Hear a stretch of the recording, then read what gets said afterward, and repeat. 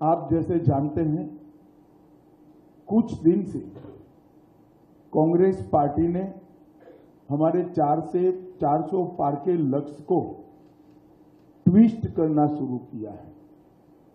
उन्होंने एक प्रकार से 400 पार के लक्ष्य को संविधान बदलने के लिए ये लक्ष्य है, और दूसरा एक अपप्रचार कर रहे हैं कि भारतीय जनता पार्टी 400 पार करने के बाद आरक्षण को समाप्त कर देगी। ये दोनों चीजें निराधार और तथ्यहीन है। भारतीय जनता पार्टी को पूर्ण बहुमत इस देश की जनता ने 2014 में भी दिया, 2019 में भी दिया। हम 10 साल से पूर्ण बहुमत के साथ की सरकार चला रहे हैं। हमने पूर्ण बहुमत का उपयोग कांग्रेस की तरह इमरजेंसी डालकर लोकतंत्र का गला घोंटने में नहीं किया। इमरजेंसी डालने के लिए, लोकसभा का टर्म एक्सटेंड करने के लिए, संविधान बदल करने में नहीं किया।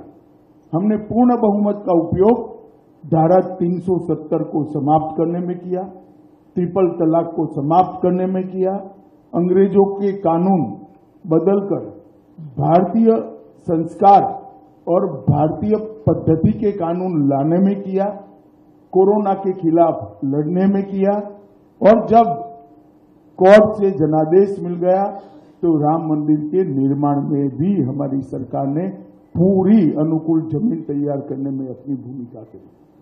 कांग्रेस पार्टी एक झूठ फैलाकर जनता के बीच में भ्रांति पैदा करना चाहती है।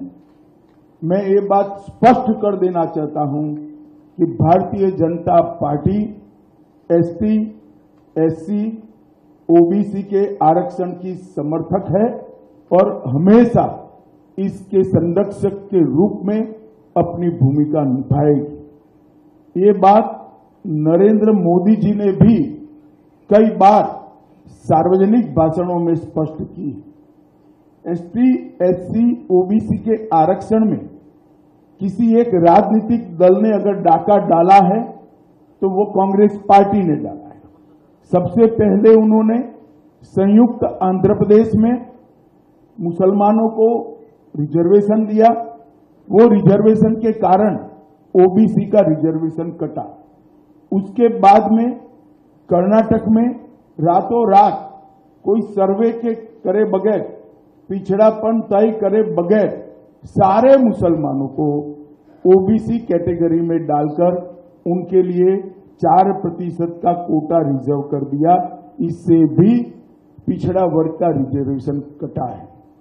भारतीय जनता पार्टी स्पष्ट रूप से मानती है कि धर्म के आधार पर आरक्षण संविधान सम्मत नहीं है, गैर संवैधानिक है, और जब भी इन राज्यों में हमारे पास अधिकार आएगा, हम ये धर्म के आधार पर लादे गए आरक्षण को समाप्त कर कर एसटी, एससी और ओबीसी को हम न्याय दिलाने का काम करेंगे।